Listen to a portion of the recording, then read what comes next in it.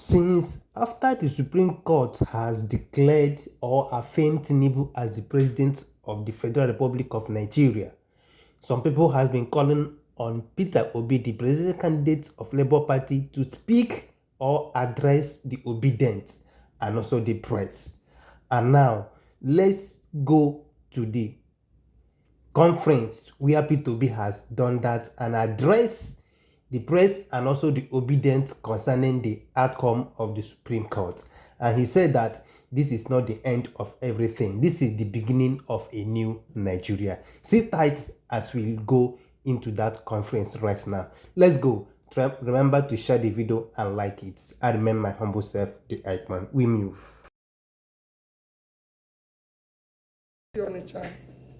We were taught values and admonished to always choose harder right instead of easier wrong.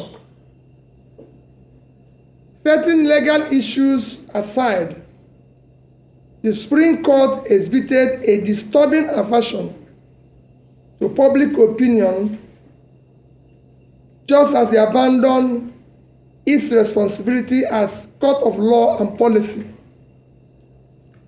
It is therefore with great dismay that I observe that the court's decision contradicts the overwhelming evidence of election rigging, false claim of technical glitch, substantial non-compliance to the rules set by INEC itself, as well as matters of perjury, identity theft, has been brought to light in course of this election matter. These are hefty allegations Was overlooked that should not have been treated with levity. More apparent, the Supreme Court's judgment willfully condoned breaches of the Constitution relative to established qualifications and parameters for candidates in presidential elections.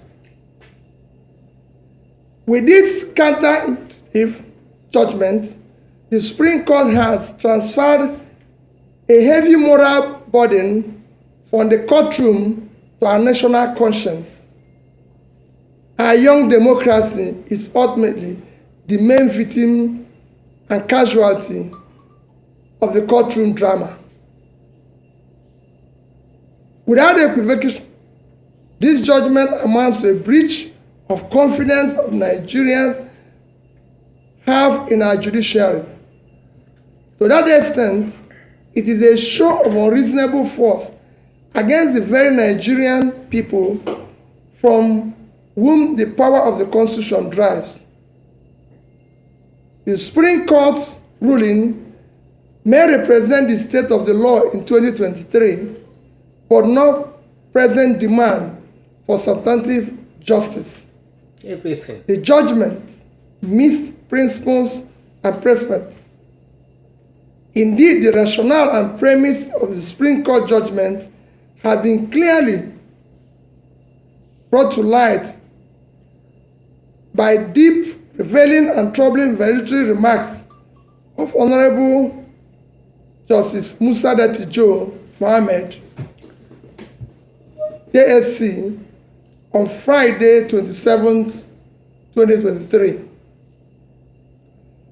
In disagreeing very strongly with the ruling of both the Presidential Petition Court and the Supreme Court on the outcome of the 25th February presidential election as declared by the Independent Electoral Commission, as Democrats who believe in the rule of law, we recognize that the Supreme Court is the end stage of our quest for legal closure on this matter.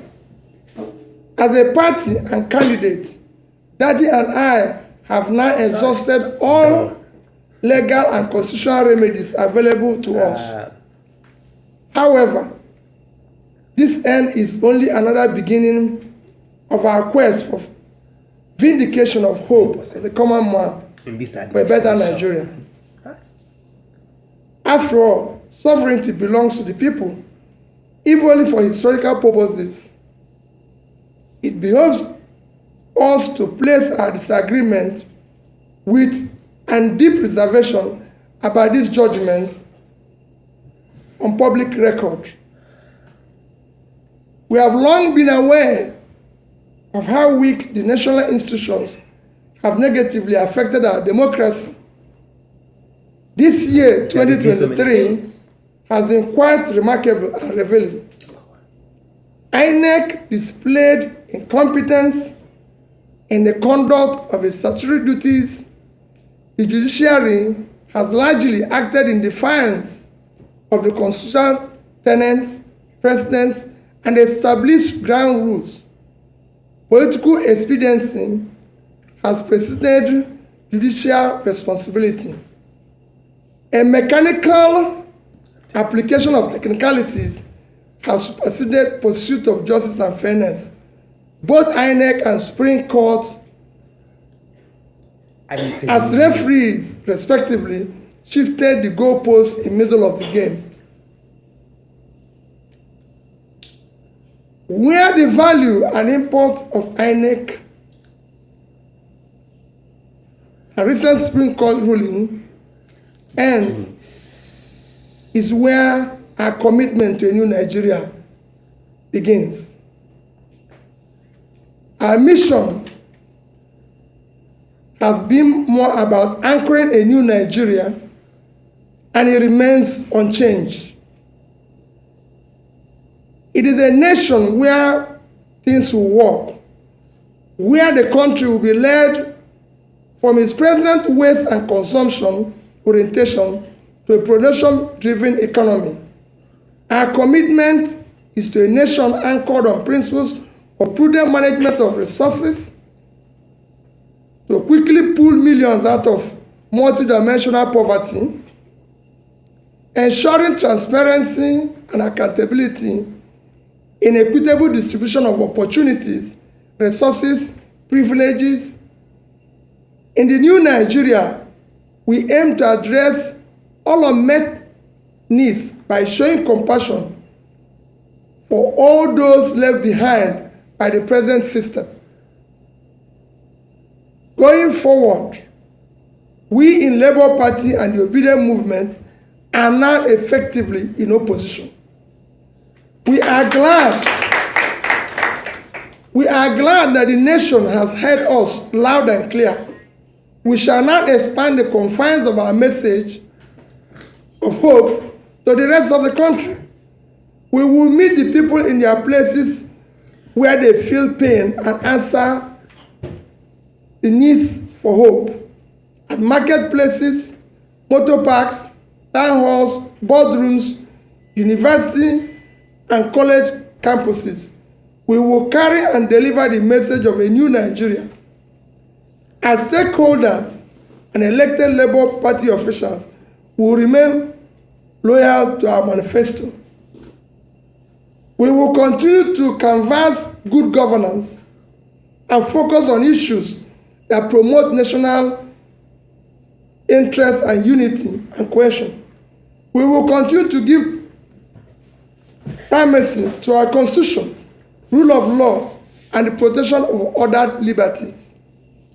We will offer checks and balances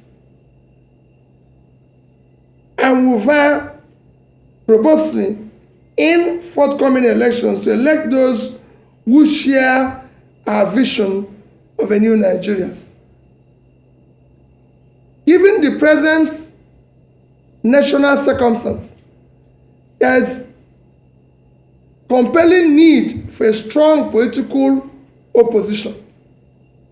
We shall therefore remain in opposition, especially because of the policies and governance modalities that we in Labour Party campaigned for, especially the issue of reducing cost of governance, moving the country from waste and consumption to production, reducing inflation, ending insecurity, promoting the rule of law, guaranteeing the responsibility to protect and stabilize our national currency are clearly not the priorities of the present administration, nor is it interested in achieving sustainable development goals.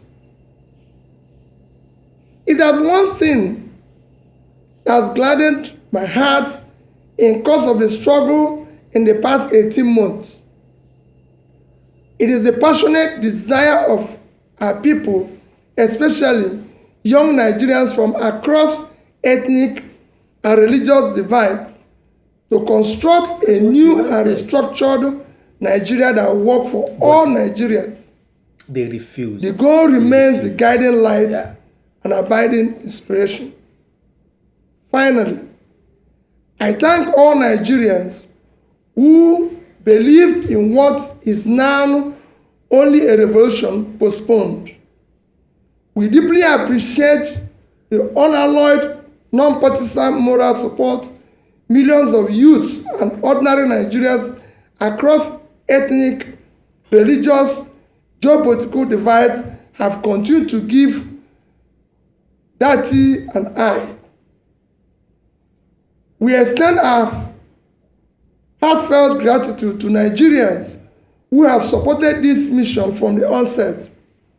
We salute the leadership and members of Labour Party, the Obedient Movement, the Obedient Presidential Campaign, Nigerians in diaspora, support groups, and all people of goodwill who worked diligently and hoped for realization of the beginning of new Nigeria in this election cycle. Nigerians who supported our cause have done so out of patriotism and their sincere conviction that our nation requires and deserves dedicated and visionary leadership who will lead Nigeria toward a brighter future. The energy and dedication of Nigerian youth and obedient movement have been simply amazing. I appreciate and salute them. I want to assure them that this is not the end of our journey, but in fact, the beginning. Nigerians heard you. The world have taken note and will not forget easily. We shall endure, persist, until we reach our destination. Sure. Because the new Nigeria is our destination. A destination is not an event. We thank in a special way our legal team. We also thank elder statesmen whose wise counsel were immeasurable. To them, we wish to state unequivocally that this judicial outcome, an obvious misinterpretation of substantial justice, has by no means foreclosed realization of a new Nigeria that is possible. On personal note, I take pride and express gratitude to those who share our vision, who have exhibited rare courage to challenge the nefarious system, the genuineness of individuals, identities, and their defining and qualifying particulars up to the highest extent allowed by law.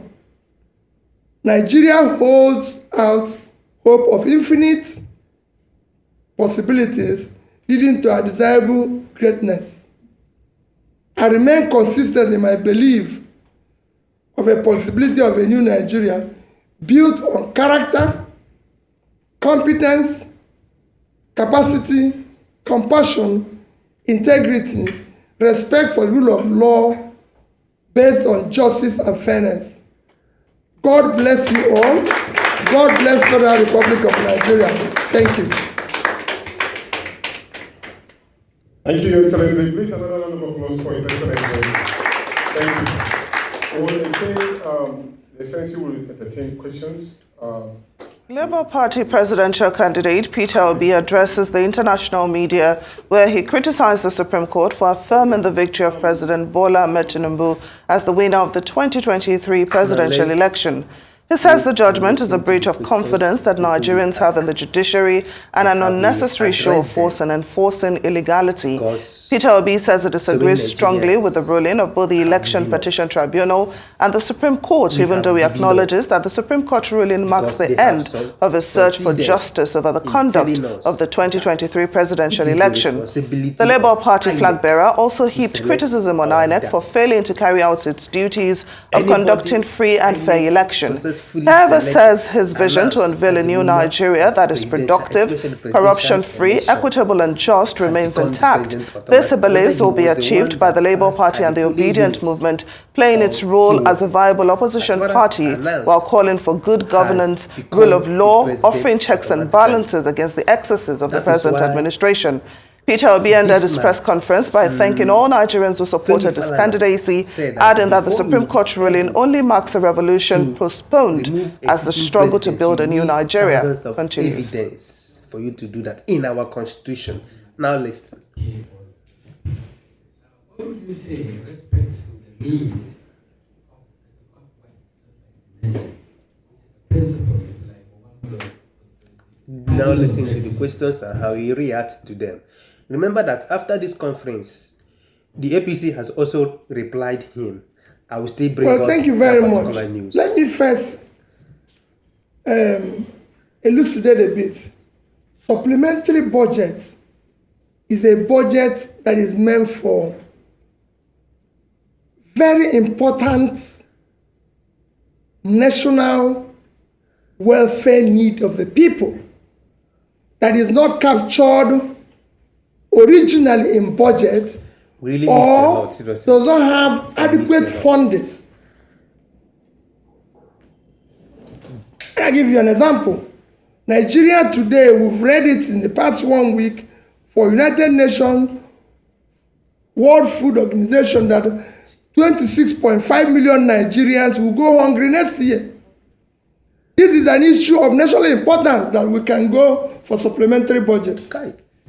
But we have a supplementary budget where we are mentioning issues of This man was one that yachts, okay. SUVs for First Lady's office. Shows to the extent that this government is totally uncaring and we're in deep problem. It shouldn't be part of that. In fact, bringing in First Lady's office, which is not in our constitution, is even more troubling. All funds meant for First Lady's office should be allocated and addressed to dealing with the girl-child issue of education, to deal with the issue of education of the girl child in Nigeria. The First Lady is there to look after the husband and work with him and everything to ensure that everything works well. So for me, the other one you ask is the issue of SUV for National Assembly. Again, I can put it in the same basket that I put the earlier one. It's very troubling. The SUVs for both houses will cost in region of, I think it's in the region of about 60 billion, if I'm right. Nigeria today, our primary health care today is collapsed. Good morning. Which consequently, Nigeria now have higher infant mortality than India, a country that is 7 times our population. For you now to use funds that is higher than the fund allocated to primary health care to buy a car for 400 people, it shows height of insensitivity. And we have a way we can buy a more competitive vehicle and everything for them, even from locally made. I don't know. And most of them, sorry, even in the Senate, are people who already have cars. We don't really need to buy vehicles to them because some of them are my colleagues, ex-governors and everything. Do they need new cars again? And they will tell you that it is time we right must to shake own and show a- responsibility what to they what is call it? happening. People, Nigerians are already scamping for food from waste bins. And we're doing this. It shouldn't be. And I can go further to give you an example of how I handled it even when I was governor. So it's not the first time. When I became governor, I found out that the justices of High Court don't have cars in Anambra State. The permanent secretaries don't have cars.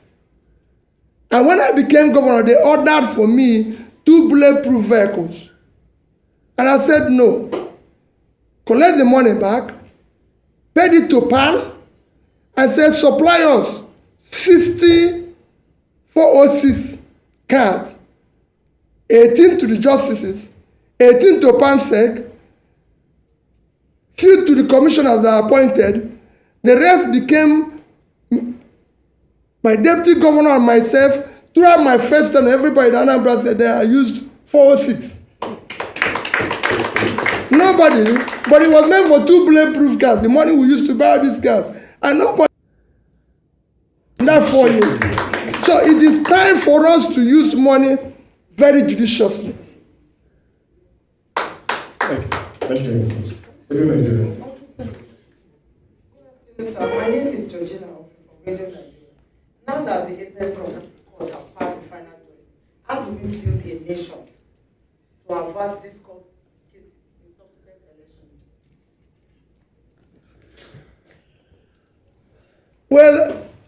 Well, as you can see, everybody have done now that all institutions are broken down.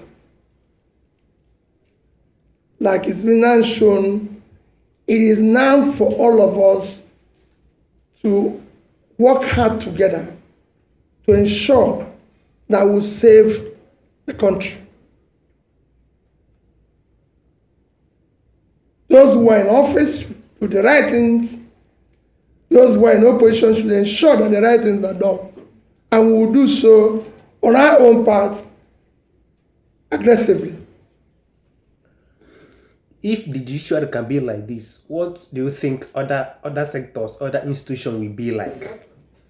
That's why he said that all institutions has gone down. You understand? That is that. Nothing. Excellency, my name is Friday. All system, there's no system that's working in Nigeria. I'd like to ask you, sir. The presidential candidate of the People's Democratic Party, when they also briefed on this same topic, the Supreme Court judgment, he made some recommendations. One of the recommendations I can remember vividly now is this recommendation for a single term of 6 years on a rotational basis, rotational presidency. What's your view on that? And I just want to take you quickly on the issue that my colleague from Daily Trust raised, the issue of cars for people in the National Assembly.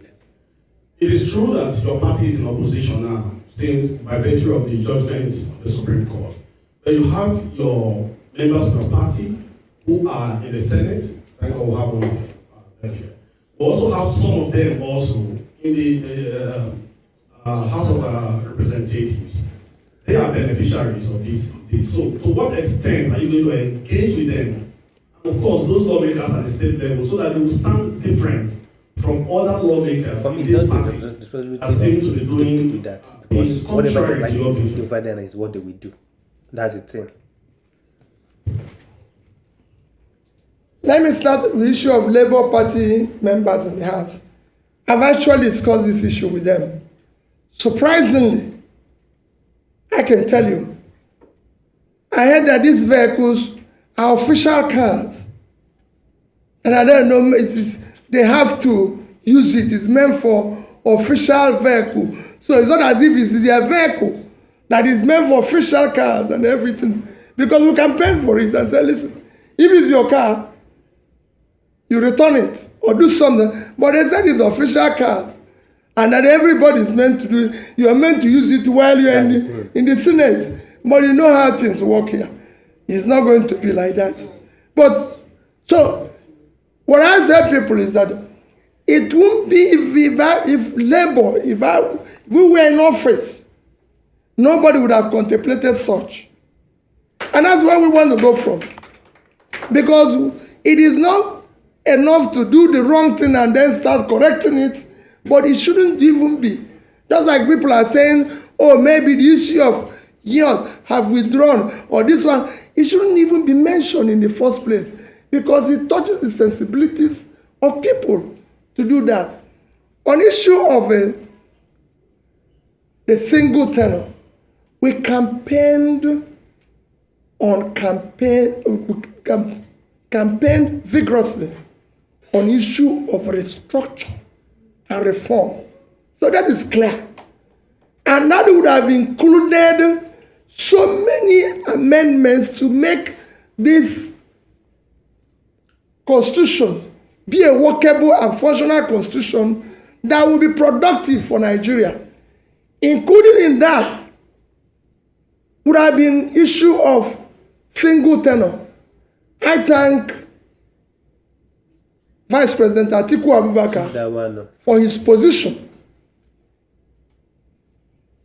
and his commitment to ensure that things work better going forward in Nigeria. But I disagree slightly. I will go for 5-year tenure, which will go for 30 years, rotational, or 5-year tenure. And I'll still campaign for one thing. If we cannot go back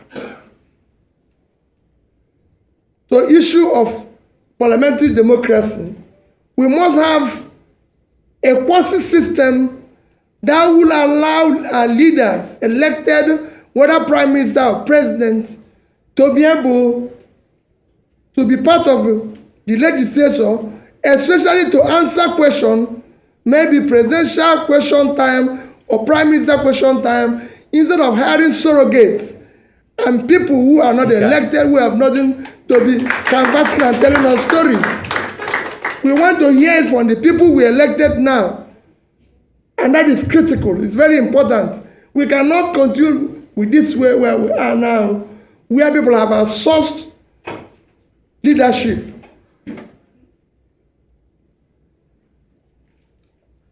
Thank you. Hello. Hello. Hello.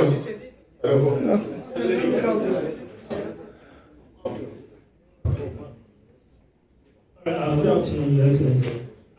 My name and I report for after the general election, there were calls for you and the presidential candidate of the People's Democratic Party to come together and unite to fight the APC government. And after the elections, people were still saying that if you had obeyed such calls, that we would have been having a different story. Do you regret not, answering those calls? And do we see you, collapsing your structure to have this kind of a thing in the future? Thank you. Thank you. We don't regret anything we did. We came out and campaigned on a new Nigeria. No other party did. And we remain, our position remain consistent. We're consistent on that. On a new Nigeria. A Nigeria where things will be done properly. So we're not regretting anything. We don't know who knows tomorrow. If you can predict tomorrow, I don't think you'll be here. We can't predict tomorrow, but I'm telling you where we are. Our commitment is on a new Nigeria, and we remain committed to it.